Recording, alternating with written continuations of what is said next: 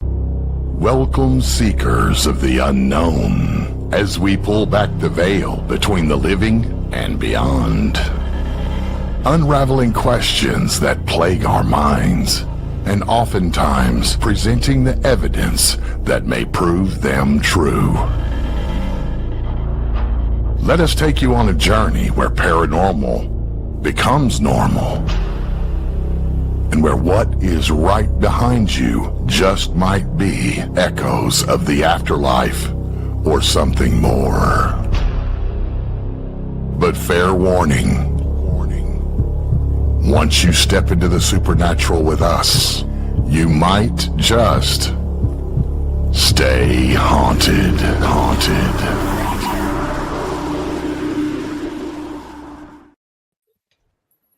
Hello, everybody, and welcome back to Stay Fucked Up. Stay Haunted. Damn full moon, freaking! I'm telling you, Full moon. We were hearing EVPs before the show started in the background, guys. We apologize for the late start. Unfortunately, our guest tonight, we were having technical difficulties. His camera wasn't letting him come on. We've got it solved. We got him coming on with his phone. We'll bring him in a couple minutes right after we look stupid and let him get set up. Even more stupid than we already look right now, but we're here. Thanks for hanging with us. Thanks for hanging with us. Sorry we started late. I feel like we just won the Super Bowl. Right? Happy Monday. We're going to Disney World. We're going to Disney World. Woo! Disney World. Made Carmela perk right And up. you're on camera. Yeah. I have evidence. Look at her. She's so happy. Thanks, Ernie. So- And what I said just we were trying to work technical difficulties out with Ernie, and I was pumped. Like, I feel really energetic. It's February 2nd, so it's like 2/2/26, power of the two. I'm like, man, we're going to have a great freaking show. Yeah, jinx. And then technical difficulties. Shit. Pick a nickel. Silly on us. Technical. So if you're not paying attention, Audra and I are in separate rooms again. I am in Whippany, New Jersey.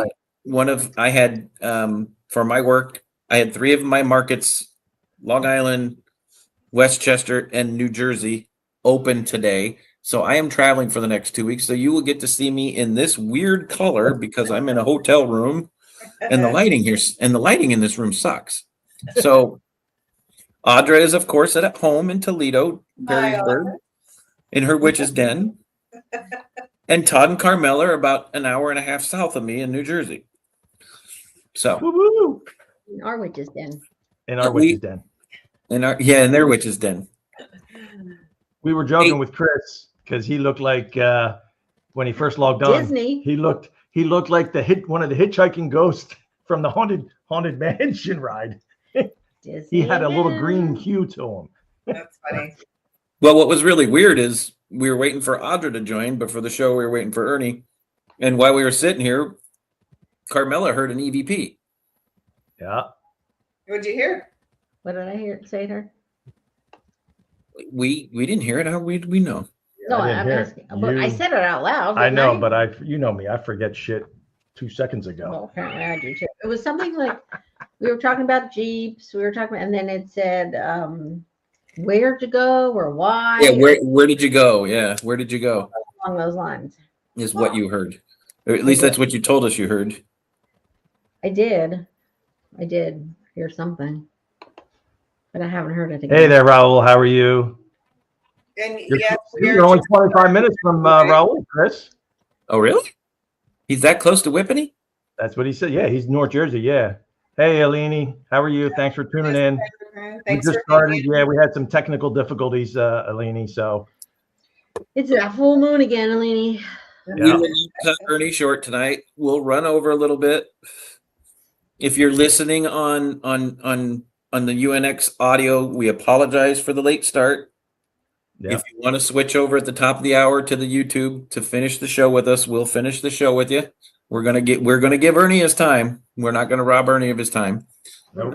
Been looking forward to this. No. No, Yes. we will not do that. So aside from the technical craziness, how was your weekend? Real fast. Real fast is exactly how you just Real explained fast, it. We blinked an eye. And it So was my done. weekend was, I was in Hartford, Connecticut last week for work. After the show, I flew out Tuesday morning, came home Thursday night, was home Friday, was home Saturday, and left Thursday, Sunday morning. I've been here since Sunday. Beautiful Yeah. out. Yeah. So my weekend was 2 days, and this week's going to be shorter. I get home Friday at 4:30, and I fly out again Sunday morning.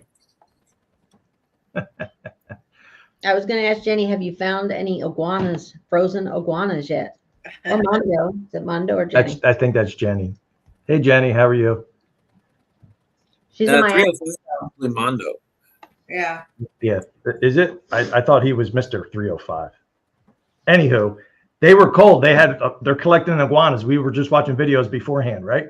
Yep. Yes. Yep. By the buck truckloads. Right. dropping So I'll iguanas. give you guys a joke. Have them. In the last 4 weeks, I've been to Boston, I've been to Philly, I've been to Hartford, I'm in North Jersey. Today was a high of 20. Today was 22 degrees, and we're standing outside going, this is fantastic. I get on a phone call this afternoon with all of our regional directors for the company, and the guys that are down in Florida, oh, they're both there. There we go. They're both there. So the guys that are down in Florida, where Jenny or Mondo are going, oh my God, guys, we got up this morning. It was 30 degrees. Yeah, my wings get tired all the time, Mary Beth. The guys down in Florida going, oh my God, we woke up. It was freezing this morning. It was 30 degrees.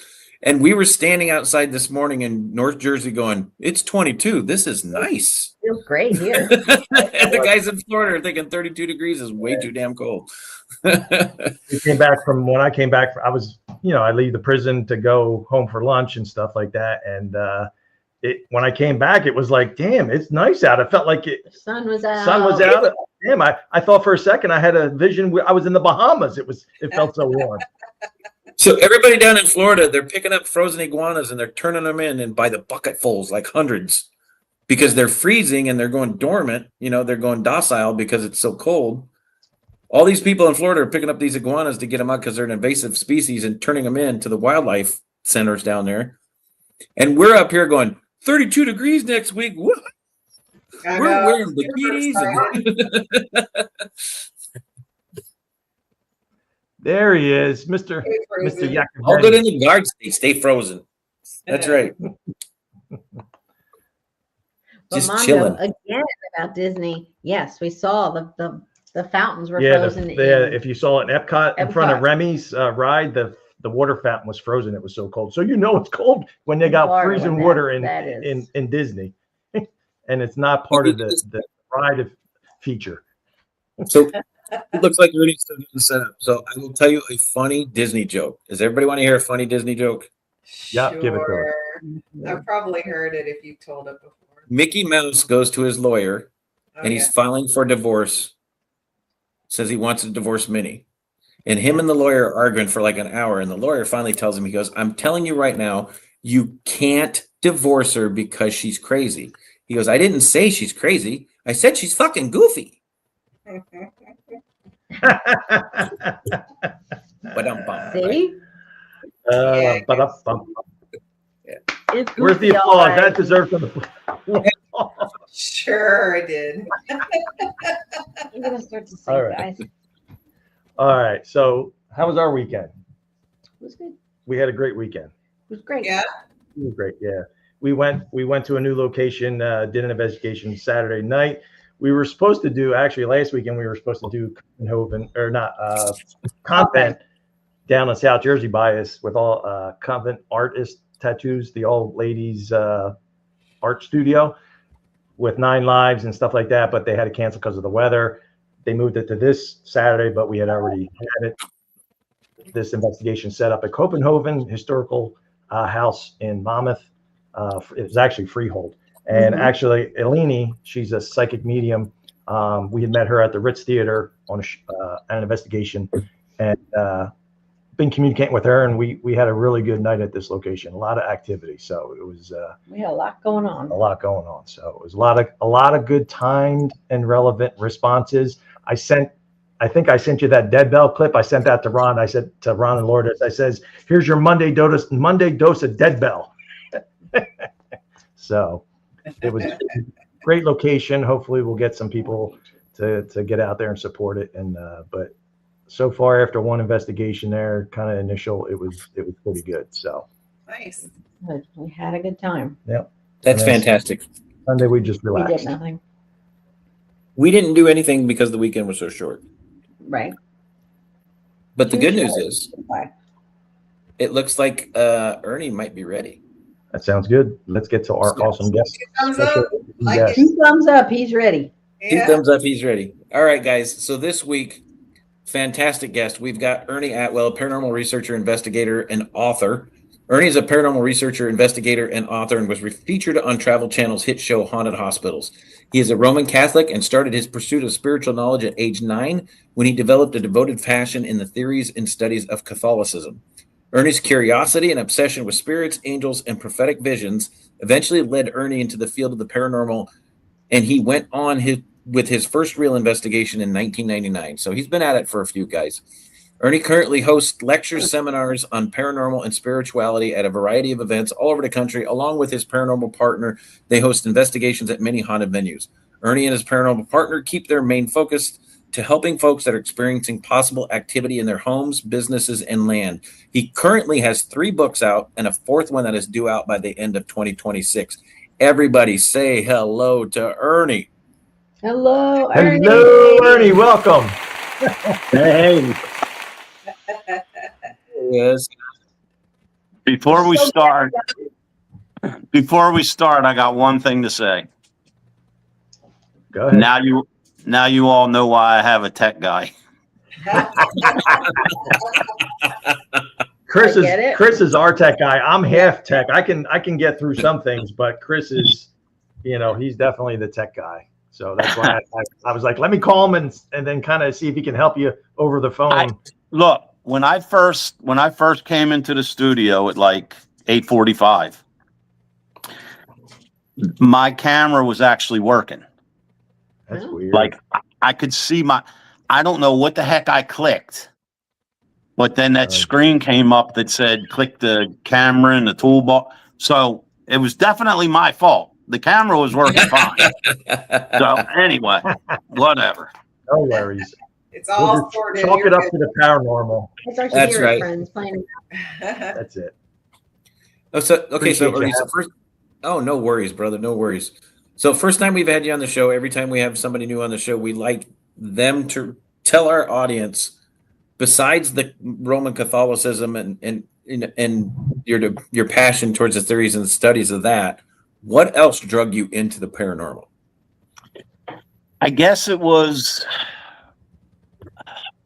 I mean, it's kind of hard to put my finger on it, but I just as a child, I just had this obsession with spirits and angels. And at age 11, I had my first real personal experience. And that, I mean, there's a whole chapter devoted to it in my first book. But I think that's what, I had already had this love for the field, so to speak. And then, unknowingly, I had my first experience at such a young age. And that's kind of what kept the fire burning. And like you mentioned, I went on my first real investigation in 1999, and I wasn't sure, what to expect. I went with 3 other people, and basically the reason that they asked me was they knew I was a researcher of this my whole life, of the afterlife.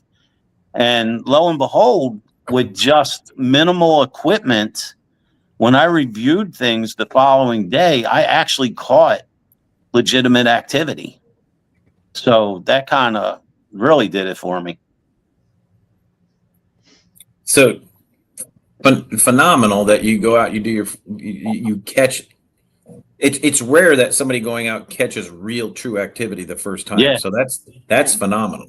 Yeah, I mean, considering, I really didn't.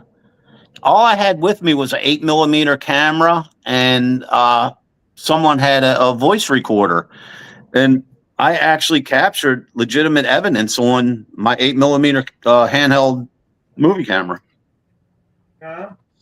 So can I ask, what was the capture that hooked you on the 8mm camera? Yeah, I live in I don't know, you guys, what state you guys in? We're Jersey. We're Jersey. Oh, hey, I got my Jersey Shore hoodie on, man. Ah, That's where I vacation every year. Even though I'm a Marylander, we don't go to Ocean City, Maryland. We always went to the Jersey Shore. all right. And that's a Wildwood, right? I think it says Yeah. Wildwood. Oh man, there's no place like it. No place like it. They were ice skating. They were ice skating on the beach. I didn't know if you saw that. They were ice skating on the beach in Wildwood. No, I didn't see that. But I'll answer your question. There is a spot in Maryland, and everybody in Maryland's familiar with it. It's called Seven Hills. And it is just that. It's a deserted road that goes over 7 hills. And they claim that the road is haunted. So our investigation, we were going to an abandoned college that's just infamous in this state for, paranormal stuff. So in order to get to the college, you have to go over 7 hills. So we get like 3.5 hills, and we stop in the middle of the street. And I had a little convertible type truck at the time. And what I did was we stopped completely dead in this road. There was nothing on either side of us but woods. And we stopped on the road, turned the engine off, rolled the windows down, and sat there in the complete darkness. And we're just filming. And it wasn't an infrared camera. It was just your standard, 30 years ago handheld camera. And after about, 3, 4, 5 minutes, I kind of told the people I was with, I was like, this is dumb. Let's just go where we're going. We're sitting in the middle of the road here, like with my lights out. So we go on and do our investigation. Well, the next day I get up early and I'm sitting there, plugging into the TV, and I'm watching my video. There was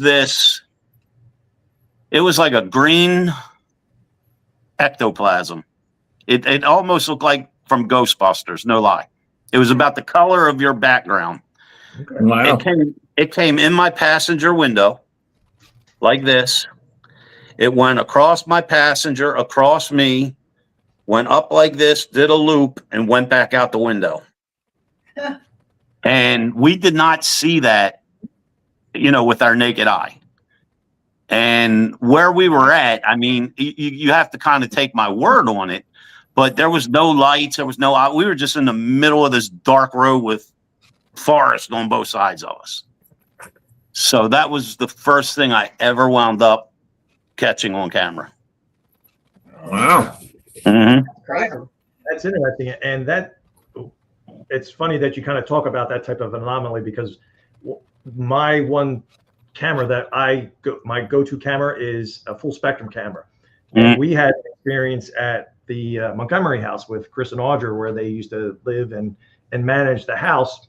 Mm-hmm. And we went down there for an investigation and didn't see it at the time. Audra was in the parlor of Mrs. Montgomery, who owned the house. And right, Audra, and when I sent it to you guys, it was a flashing orb, basically white orb that we didn't see on the eye, but it was Right. Yeah. on the camera. And it's like, when you see that, and not 100%, but we didn't think it was dust. We tried to rule out all, not other insects, all that type of stuff. But it was pulsing, and it came in and out of our field of view on full spectrum camera video.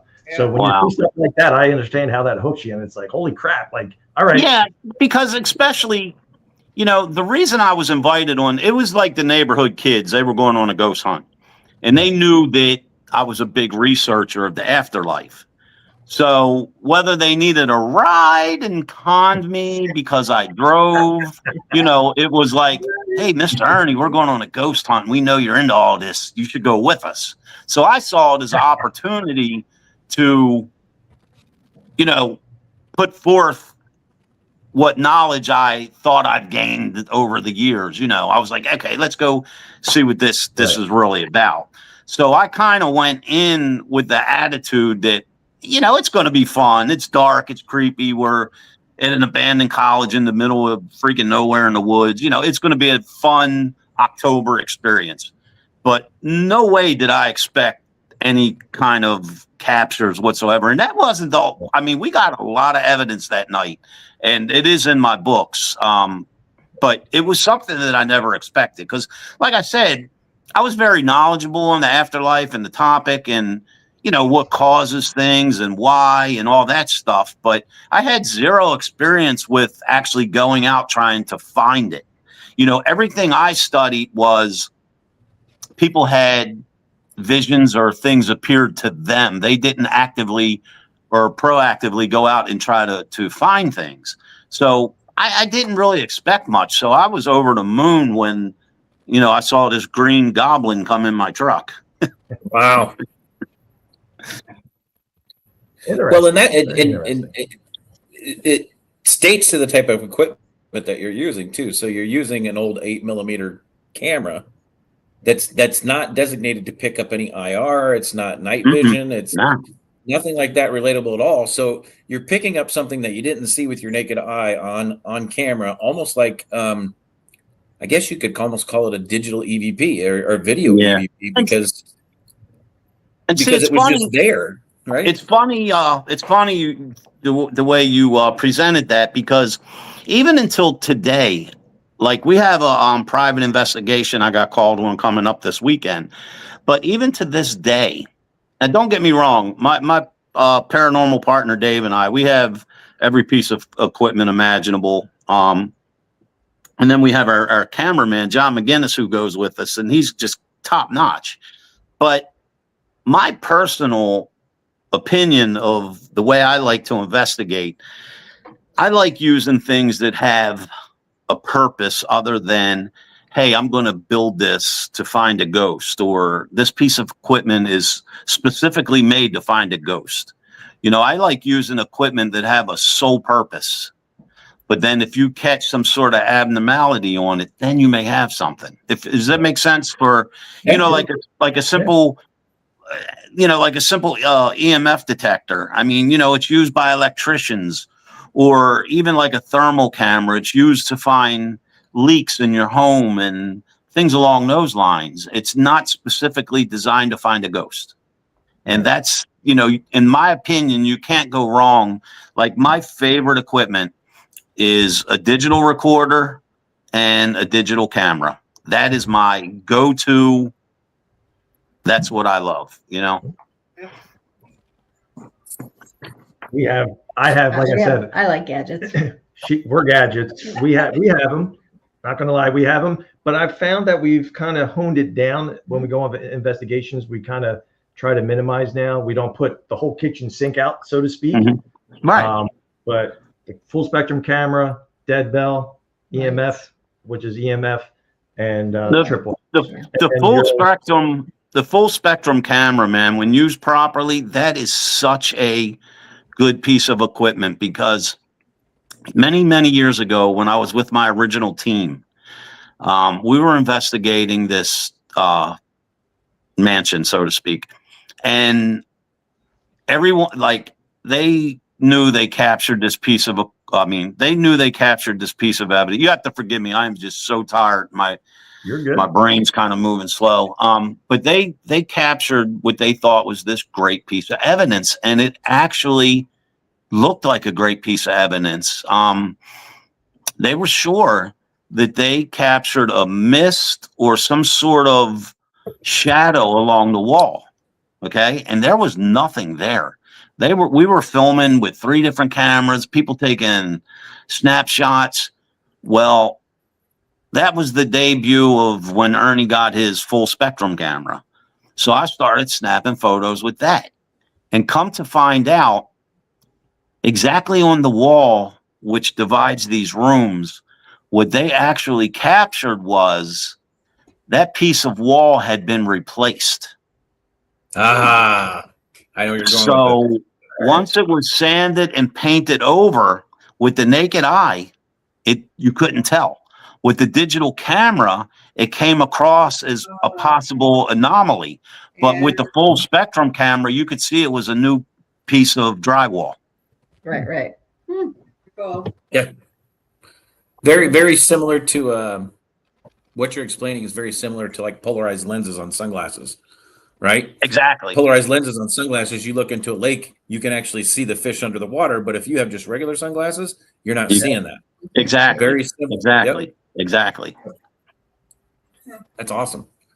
It's amazing how people that have done investigations like you and Audra and I and Todd and Carmelo, the more experience you get with the equipment, the more you realize that some of the anomalies that people are catching is just something that the equipment naturally does on its own, and you can debunk it. Yeah. You have to. I mean, I'm saying in general. I'm not directing my comments toward you all personally, but you have to. You have to go in there. Like when I interviewed, I have a case Saturday night. And, like I explained to the lady, during the initial interview that, my crew and we come in, well, I say crew, it's me and Dave and our cameraman, John, if that's considered a crew, but we come in with the notion that this place, there's nothing going on and we're going to show you why. You know what I mean? So that's the attitude that we keep. This is the way, like someone asked me what I meant. And I was like, I know I have my weird theories, but if you come across a dead body, I don't mean on a paranormal investigation, I'm saying in life, if you come across a dead body and you're not sure, there's no signs of anything, okay, but it's just a deceased person. Right. You have to investigate that body to rule out that it was not some sort of homicide. Right. And that's the perspective I like to have when investigating the afterlife. You can't go in with every little Uncle Frank or a demon or whatever, Right. So touching on that, as far as the approach that you take as far as looking at investigations, thank you for your service, because I know you're in law enforcement, and it's interesting, having been in that field, that we would assume or would anticipate you have that type of thought process going into, Right. looking at evidence and stuff like that. So at what point, so like early on, you said you had your first experience at 11. And then over the, past 20, 30 years that you've been investigating, tying into your Roman Catholic background, because we're both Roman Catholic. So how do you find a balance between that belief system and kind of, when you're doing investigations? And Good question. I'll try to make this, because I know sometimes I sound like I talk in riddles, and I probably will have people more confused than your question. I know, right? I drive my wife crazy. She's like, just answer the damn question, would you? That's it. I have a very, very, very, very strong belief in my religion. And I feel that, and I'm not hustling my books, but I actually wrote about this too. We'll give you time at the end of the show to do that. So That's right. And at the end, you're good. I have these theories that everything in our life is preset. God, each person on this earth, I don't care whether it's good, bad, or indifferent. Everyone is here with a preset purpose that only God knows. And some people may live their entire life and still not know why they were here. That's me. And you just have to have faith and confidence in your faith to stay on whatever path you were put on. So I feel that anything that we experience with the afterlife, any evidence that we come across or capture, I feel everything somehow ties into God.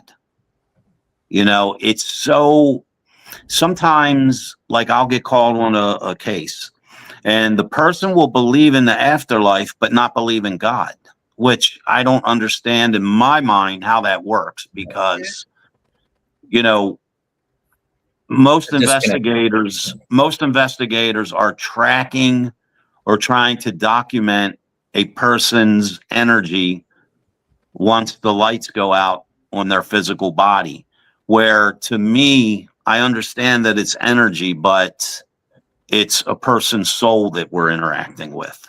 Right. So everything, in my opinion, somehow turns back to God or your soul.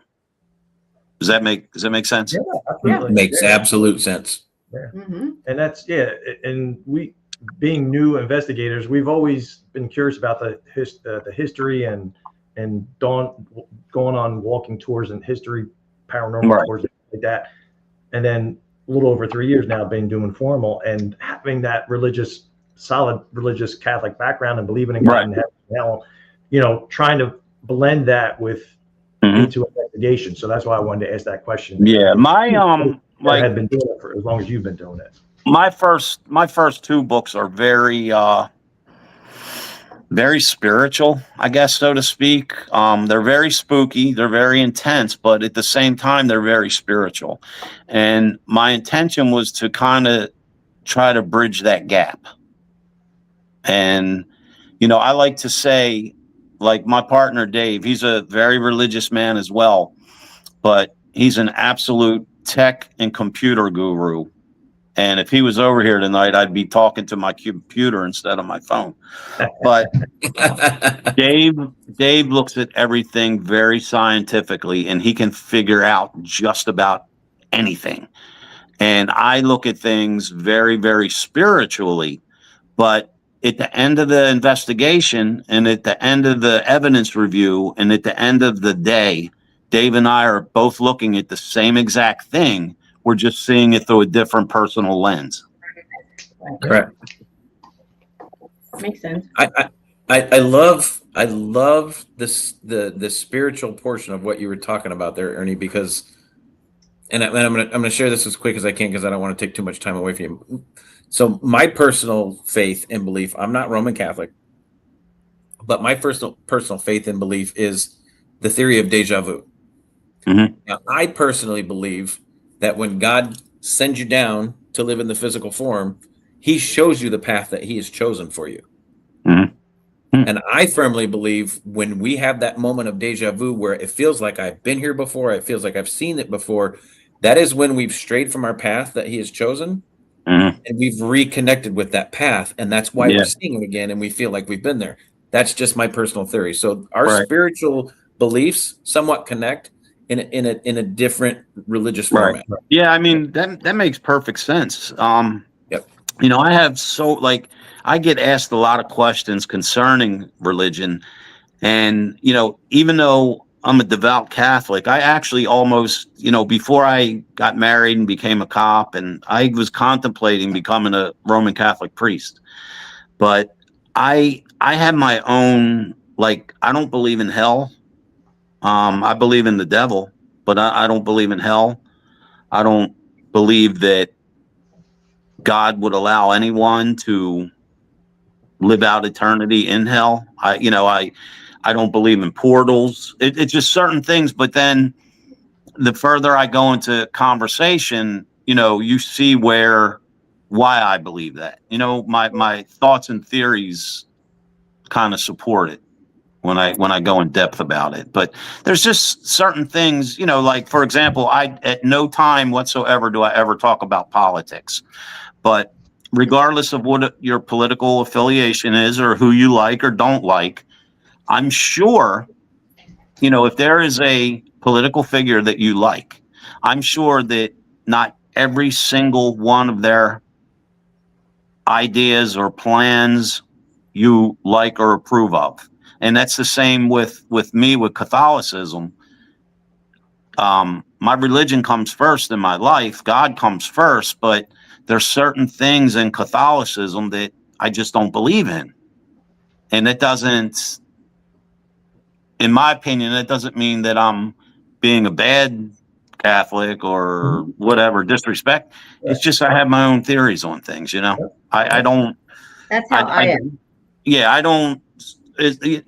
I guess I don't believe something because someone tells me I should believe it.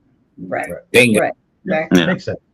My grandmother would always say I was a half-baked Catholic. Yeah, I big- believe certain things, and I Right. don't believe certain things. And like you said, well, I went to Catholic school, so everything was rammed down your throat. This is what Right. you're supposed to believe, and And see, I get a lot of pushback about portals and stuff like that. But once people learn my theory on how I feel spirits operate and why and things along those lines, then you'll see why I support the fact that I don't think portals, you know, are needed or however you would put it, so to speak. Well, it's a good segue to your books. As far as I know, you know, I'm gonna probably, are they on Amazon or wherever? Yeah, all three of them are on Amazon. They're in various stores as well. I'll actually be doing a book signing in 4 weeks at a shopping mall, and one of the stores is actually they're coming up with a contract now where I'm gonna be placing my books in that store as well. So, Okay. but yes, Awesome. you can buy them on Amazon. Absolutely. That's right, yeah. So we watched, so I know I reached out to you last night about your segment on the haunted hospitals. So The Ghost on the Road. Ghost on the Road. And it was weird because I messaged you a couple times because I was looking at it and it wasn't titled. And I'm like, where the hell is this? I'm like, none of the titles said Ghost on the Road. And I'm like, God damn it, where the hell is it? So Ernie, give us a brief synopsis of your episode on hospitals. Yeah.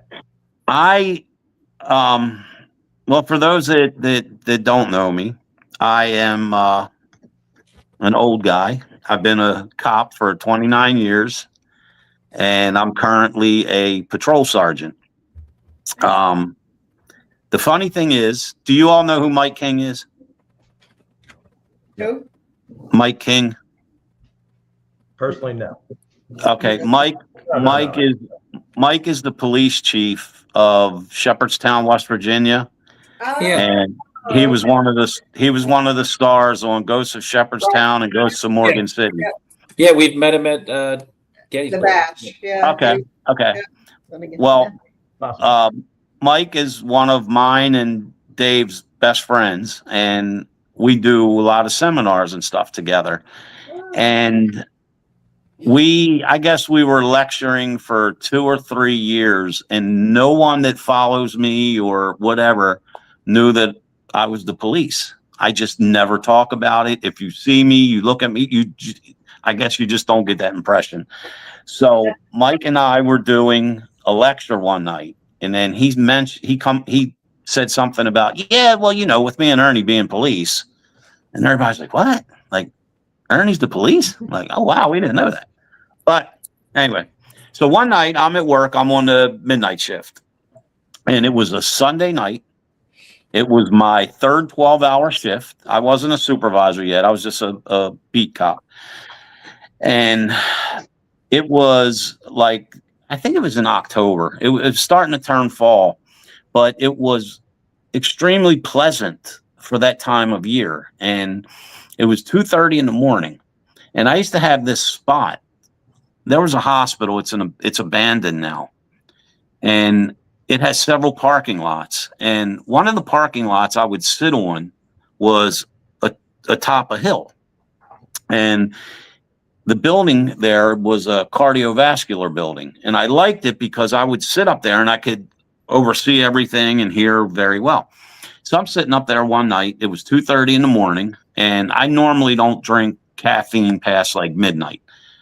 And I'm sitting up there with all my windows down. But it was a very eerie night because I didn't see any foot traffic.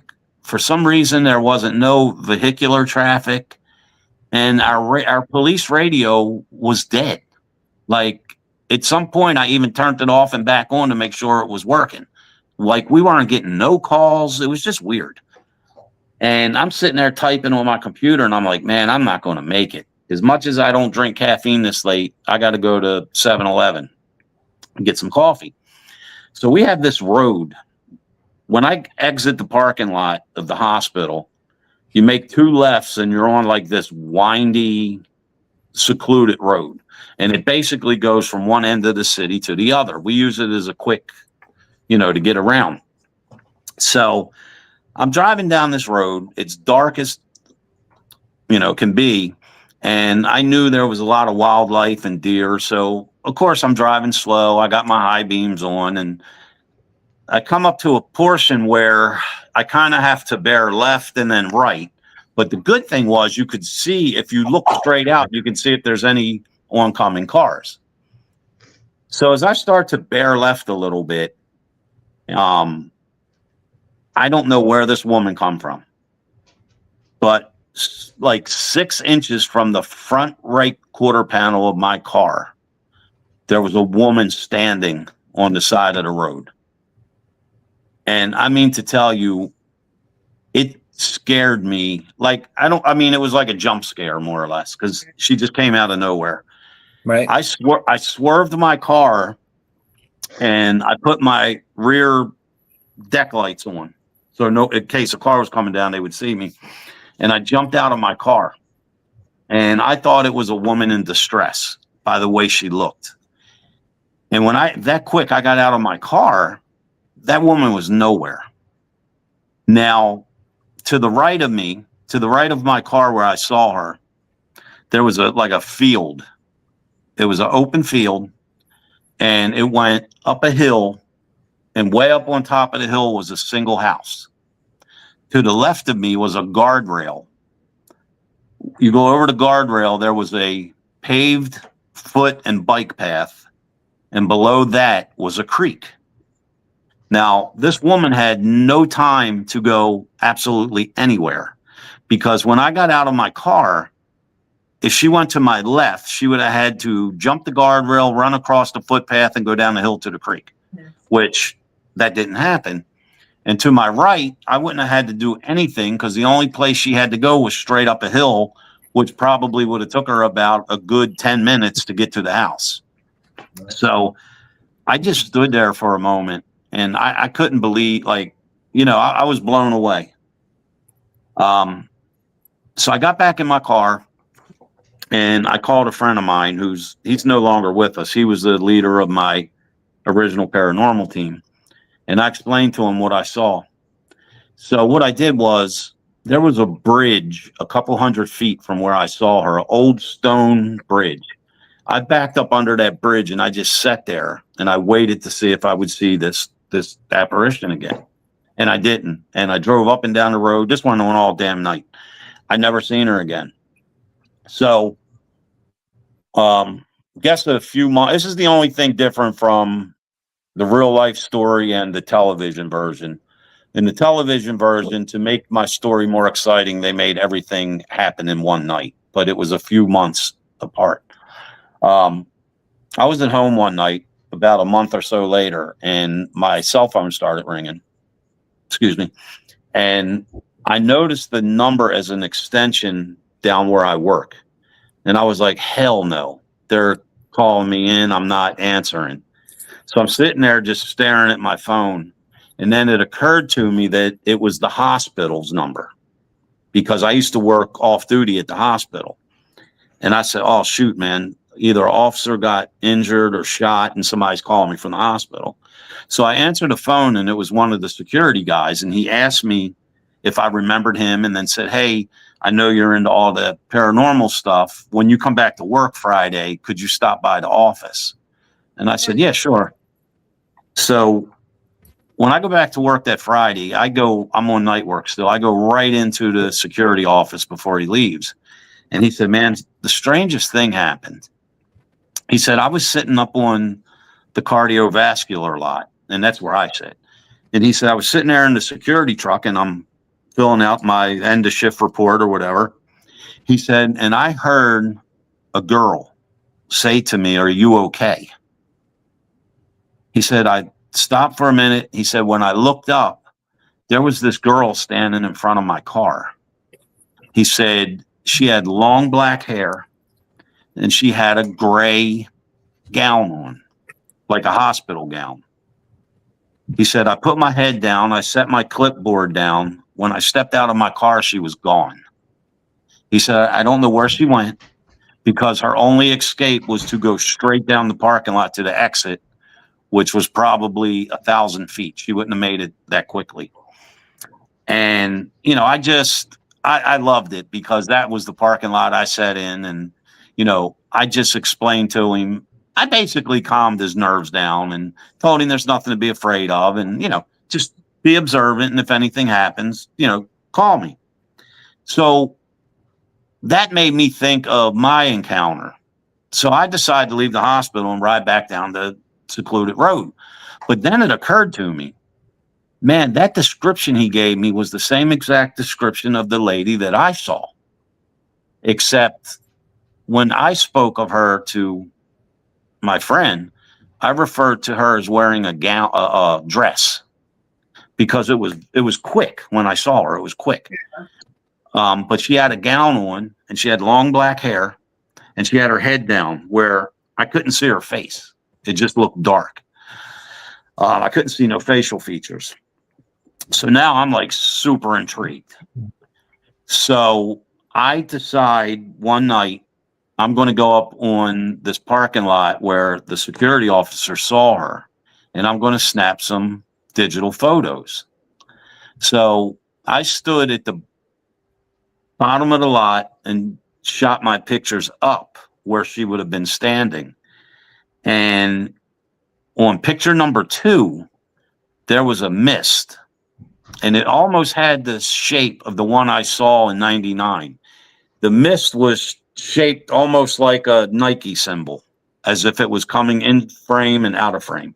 Like it wasn't an energy trail, kind of. Yeah, it wasn't in. It looked like somebody took a cigar and blew it into my camera. It wasn't in frame 1. It wasn't in frame 3. But this is where the story gets interesting. I had switched. This was before I was a permanent night shift guy. I had switched to day work, and it was about a month or 2 later. And I was to get off at 7 at night. So like 6:15, I got a call for a person suffering from mental illness. So it's my job, you know, as the police, to take them to the hospital, to the emergency room for a evaluation. So as I'm walking in with this person, I'm guiding him by his arm. There's this kind of like middle-aged Asian lady sitting in the chair. And I could tell she was kind of trying to make eye contact with me. So I look at her, and on about the 3rd glance over, she kind of like nods her head and squints. And I said, hang on. I said, let me deal with him and I'll come speak to you. So I do what I got to do with the patient. And then I walk over to this lady, and she gets up and she walks toward me, and she's like, Officer Atwell, I don't know if you remember me. And I look at her and I was like, I do. I said, last year your mom had cardiovascular problems. Paramedics were called, but I was first on scene. I said, how's your mom doing? And she kind of rolls her eyes and she's like, well, she's here now in the emergency room. I was like, oh. But so I thought this is where the conversation was going. She goes, I have a question for you. And I said, sure. And she goes, you're going to think I'm crazy. And in my mind, I'm saying, if you knew the people I deal with on a daily basis, there's nothing crazy about you. So, I said, ma'am, you can ask me anything you want. And she whispers, I know what you do. And that I was like, you know what I do? Right. And I'm like, where is this going? Like, what did I do? Did somebody catch me doing? So, my whole career is flashing in front of my eyes. So she says, you know the cardiovascular building up there? And I'm like, yeah. And she goes, a few weeks ago, my mother had an appointment. That's her doctor. And she goes, it was like 6:30 in the evening. She was the last appointment. It was turning dark. And I was sitting in my car checking emails. She said, now, this is the crazy part. She said, I heard what sounded like a girl saying something to me. She said, I couldn't make out what was being said. She said, but then when I looked up, there was a girl standing in front of my car. And I said, really? I was like, can you describe to me what she looked like? And she said, Officer Atwell, all I can tell you is that girl's skin was as gray as the gown she was wearing. She said, and she had this long hair that just flowed straight down in front of the gown. She goes, and that quick, when I got out, because I thought she needed some sort of help, she was gone. And I was like, no way. Now, That's wild. here's the exciting part. It was a little bit of time had passed, and like 100 more paranormal things have happened since then. So I was like, I'm going to ride down the road and I'm going to stop exactly where I saw the lady, the gray lady. And we'll see, the episode was initially called The Gray Lady, but then they changed it to The Ghost on the Road. So I refer to her as the Gray Lady. So I'm driving down and I'm going to go photograph where the gray lady, where I saw her. Now, at the time in my patrol car, the milk crates, like the gray milk crates that milk comes in. I had, because I'm such a high-tech guy, I had one of those milk crates on my front seat, and that's what I kept my ticket books in. So, the old 6-cell, D-cell mag lights? Yeah. I had one of them that I would stick in the crate, and it would stick. I would just sit it there. So quick access when I get out. So I drive down this road for about a quarter of a mile. And as I'm approaching, right as I get under the bridge, I'm a few hundred feet from where I saw the gray lady, someone illuminates my car. And I'm like, holy crap. So I kind of like slow down, and whoever it is has got my car illuminated. And I'm like, oh, something's not right. So I floor it, man. I get the heck out of Dodge. So I get about another quarter of the mile down the road, and this light is still on me.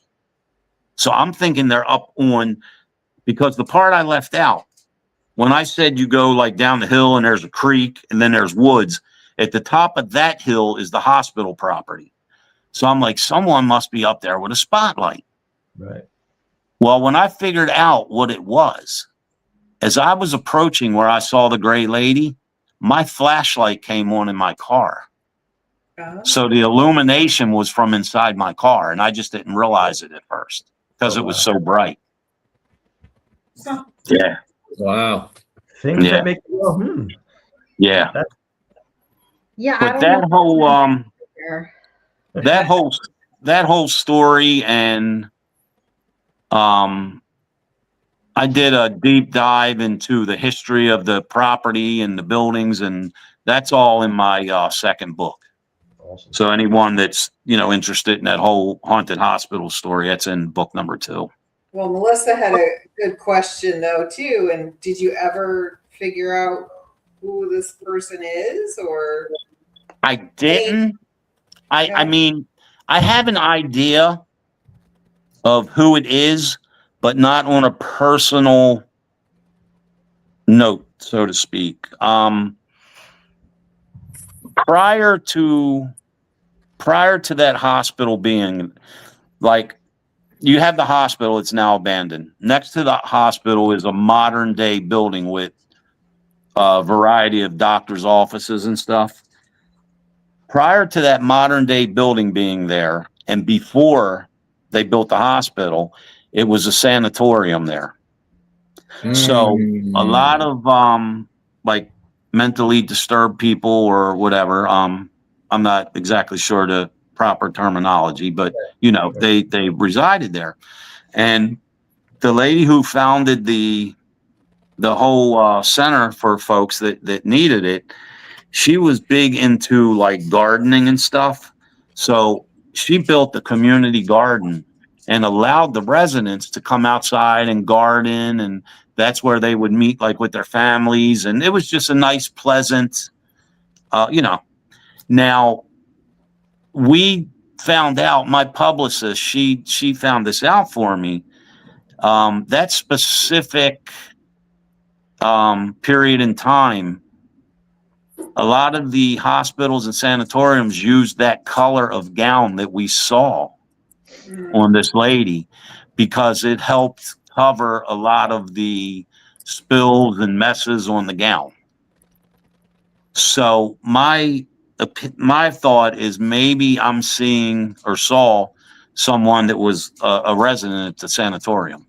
Yeah. You know, I don't feel that I have like a personal connection, but being spiritual, my first thought was maybe whoever this spirit was may have had a message for someone. And with me being the spiritual guy, maybe she felt comfortable, like, hey, maybe I can try to get my message to this guy who can, I don't know. I was trying to come up with a rational reason of why we all saw this lady. Yeah, that makes sense. Yeah, that's why I don't travel alone.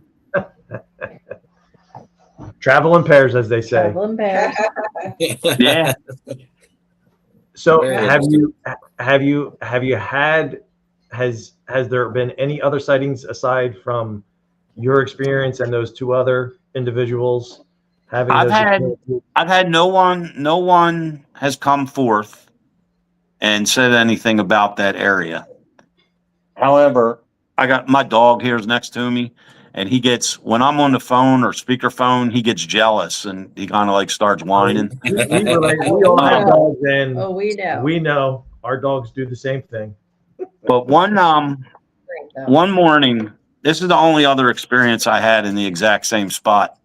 One morning I was riding down the road. I was headed home. I think it was October 18th, a few years ago. It was 6:18 in the morning, and it was turning daylight, but it was more dark than daylight.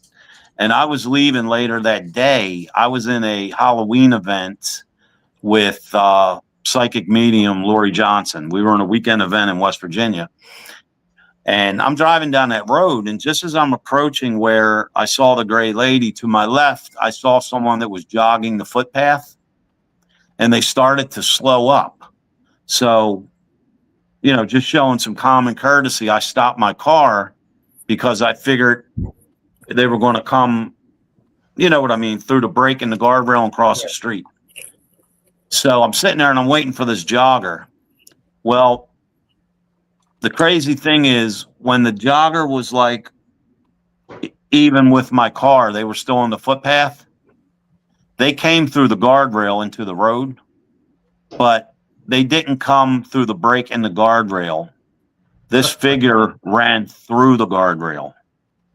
Now, I believe it was some sort of shadow person, but the thing that was different, I could actually see the pumping of the arms and the legs moving, but it looked like the black figure that's like on a restroom door, you know, to let you know it's men or ladies. Yeah. This figure, it stayed as a shadow figure, ran directly in front of my car. And when it hit the spot where the gray lady, where I saw her, it just dissipated. And I was like, I couldn't believe it. It was the same exact spot. And I legitimately thought it was a person jogging. And that's why I stopped my car. I was like, it's dark. They were in dark clothing. I'll let them go by. But the whole entire time, it was a shadow figure. Wow. That's interesting. That's interesting as hell. I don't travel alone. Do you still go back to that same area quite a bit? Yeah, because I'm permanent. Like I said, I'm permanent midnight shift sergeant. And that's just an access road that we, you know, we're saving 20 minutes of going around town by taking this secluded road. So yes, I travel it all the time. The hospital's been abandoned for quite some time now. And it's actually set for demolition, I think. So I'm waiting to see what happens with that, you know. Yeah, I was just going to say that. I'd be curious to see if it stirs anything up if and when that does occur. Right. Now it's funny, man. I got to work one night. I was headed, because we all take our cars home. I was headed down the road one night, and this was just last year, and I logged into the computer, and, you know, I can see everything going on. And I saw a ton of police cars at the address of the hospital. And I'm like, oh, wow, there's something going on there, but it's abandoned.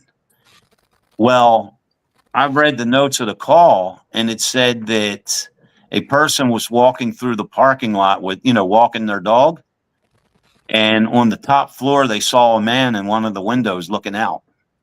And they thought somebody had broken into the hospital. So the police had the hospital surrounded, but I actually stepped on it a little bit to get there and help the day shift that was still working. And the place is boarded up, man, like Fort Knox. You can't get in there. Yeah. So we've investigated multiple hospitals, and nobody's going to convince me that there's anything more haunted. Well, you have to figure, man, look at it like this. You have to look at it like this. Look how many floors there are in a hospital.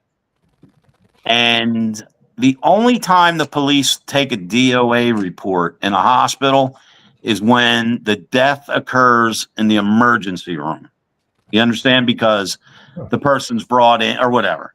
Right. All the other floors of the hospital, people expire all the time that we don't even know about. Right. Now, I've already gotten called to the emergency room, and this is true. This is not fabricated.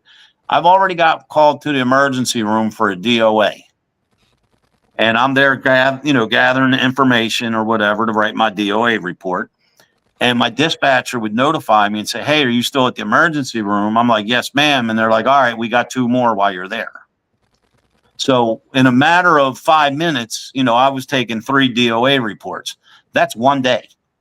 That 5-minute period. So you can imagine over the years how many people, on all those floors or in that emergency room. I mean, in my career, I've taken hundreds. I mean, in the high hundreds amount of dead on arrival reports. Wow. Just in an emergency room. That's not including the ones at people's houses. So interesting. Ernie, great stories, great information. Love having you as a guest. Now is where, what are the name of your books that people can get online or at stores? We're not going to ask you to divulge the one coming out yet because it's not out yet, but the 3 that you've already got out, let's talk about those and get those out to the people. My first book, it's called Paranormal, My Chosen Journey. My second book is called Paranormal, Always a Realm Away. My third book, I stepped out of my comfort zone.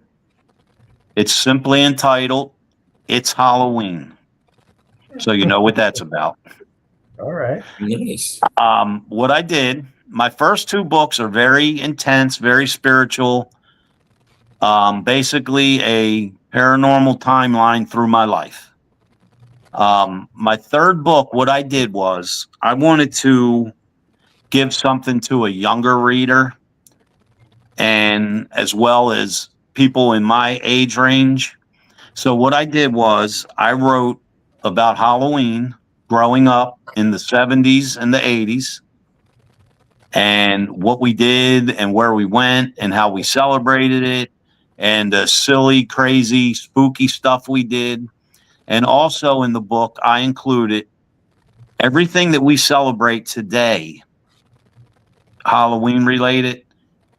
I put the origins and why and where and everything. So, I even went as far as, black cats and candy corn. And, so the kids today that, go to the church parking lot and trick or treat out of somebody's trunk, they can read the story of when you used to wait in line and for 15 minutes at each house because it was like 50,000 kids out. And, it was just so much more, nostalgic and spooky. And, and I wanted to share that with the younger generation. But then as I get to writing, I'm like, oh boy, people my age are going to say, hey, I remember that, man. I remember going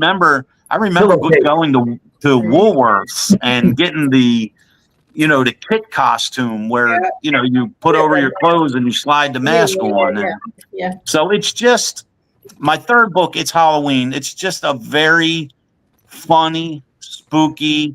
If you had a bad day, come home, make a cup of coffee or grab a beer, whatever your flavor is, and you'll definitely be entertained. And you'll be like, wow, I really remember that, Now, my fourth book, I'm going back to the paranormal, and that's entitled Paranormal, My Journey Forward. And it has a lot to do, and you will like this because you mentioned deja vu. It has a lot to do with divine intervention and different signs and things along those lines. So I won't spoil it too much. That's fantastic. Okay, one more, Ernie. Where can people Sure. find you if they need you to investigate besides calling 911?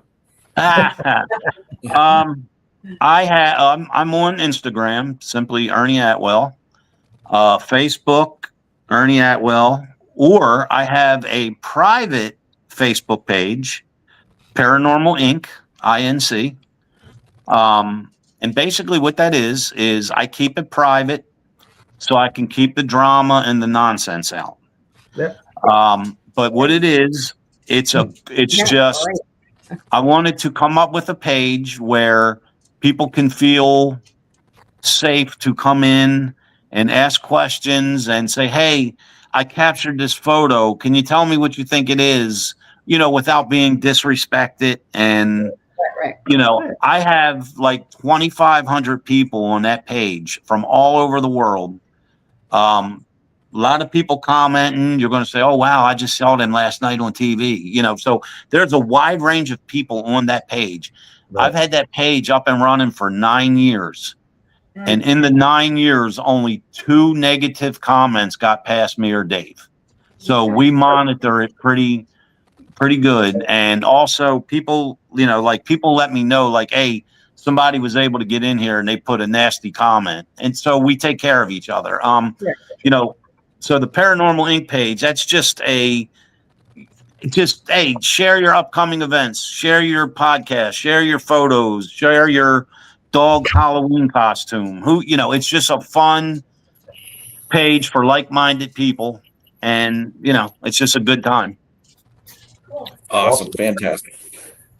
Well, Ernie, it's been a pleasure having you on the show tonight, bud. Sorry we got some technical difficulties and started a little late, but man, I gotta take the blame. I gotta take the blame for that. That was on me. Yeah. No blame. We still got your hour in, man. That's all that Okay, we matters. still got it. I'm glad. Right. It was. I'm very honored. I was, I was looking forward. I was really looking forward to this interview. I knew it was going to be a lot of fun.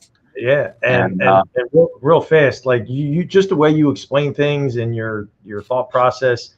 Like Chris was here. I know Chris had a long day, but that was my kind of like Chris was like it was like story time with Ernie, and like and we'd love to have you back on because I have a bunch more questions that we. Hey, before I go, here's a funny thing. I had I've had people that never heard my name before buy my books, and then of course everyone I knew bought my books. But I've had people tell me that know me on a personal level. They're like, man, when I read your book, it was like you were just sitting there talking to me because you write exactly the way you speak. And the thing is, I don't try to use big words. I want people to understand. When you're reading my book, I want you to feel like you're watching a movie inside your head, or like you're simply sitting here talking to me. I don't want to try to sound impressive. I want the people to get the most. A friend of mine, Tracy, she is not a reader at all. And she bought my first book, which is 331 pages. And she said that's the first time in her life that she's ever read a book without putting it down. She's like, it just drew me in just because you write just the way you speak. So I was like, I took that as a serious compliment. I'm not a big reader, so awesome. That's good awesome. For him. I'll let you know how that works. And then one last question: are you going to be at any events in maybe Gettysburg? Yes, I'm at the Gettysburg Bash every year, but I have just real quick in 4 weeks, March 7th, I will be at the Susquehanna Valley Mall in, I forget what part of PA. I will be at the Cryptid Collective. I will be signing and selling my books. Awesome. April 18th, myself and Jack Kenna from Haunted Case Files, we will be doing a paranormal lecture at the Peppermints Restaurant in Avon, New York. I skipped ahead. This one's a little out of the ordinary. The third weekend of March, I will be at the Eisenhower where the Gettysburg Bash is, but I will be a guest in an event that's called Sip, Shop, Shine. Oh, Interesting. I don't know. I guess they're sipping wine and shopping with the vendors, and it's like a health and beauty. So I guess everybody will be shining once they get their makeover. I'm just there. So I'll be there selling my books. The wine will make them glow a little We'll make bit. them drink and then they'll buy. Yeah. And then That wine- I tell you a good event coming up. This is just the second annual. The third week in June, I will be at the Old Stone Jail in, is it Evans, Pennsylvania? It's the Old Stone Jail. Okay. Like not far from Johnstown, I think. Okay. But it is a 2-day, or it'll be a 1-day paranormal convention, and it's going to be great. It's going to be me and Patty Negri from Ghost Adventures and Santiago from The Walking Dead. And if you're a fan of the Scream movies, our friend Heather Matarazzo, she was in the Scream movies and Princess Diaries and currently in the show Wednesday. She'll be there with us again. So that's the third week of June. And then, of course, in July is the Gettysburg Battlefield Bash. We are already attending. We will see you there. And yeah, we'll make sure you come by my table. I'm usually by Mike King. Okay. He's usually right next to me. And this year, why talking about Mike King, Elizabeth Saint will be there this year for the first time from Ghost of Shepherdstown. Oh, So, nice. Awesome. Gonna We will be definitely swing by and fun. see you. Gonna be fun. Fantastic. All right, guys. Thanks for tuning in again this week, guys. Make sure you tune back in again next week. We've got Full Moon coming on. And Ernie, thank you again one more time for being on the show with us. Appreciate Guys, it. remember, get out there, see all the events that Ernie's at, get to Gettysburg Bash. Make sure you're buying his damn books. Don't hold back. Get on Amazon. Yeah, Go get Ernie's books. if you like paranormal, man, you're gonna like these books. They're pretty intense. They're real good. Good.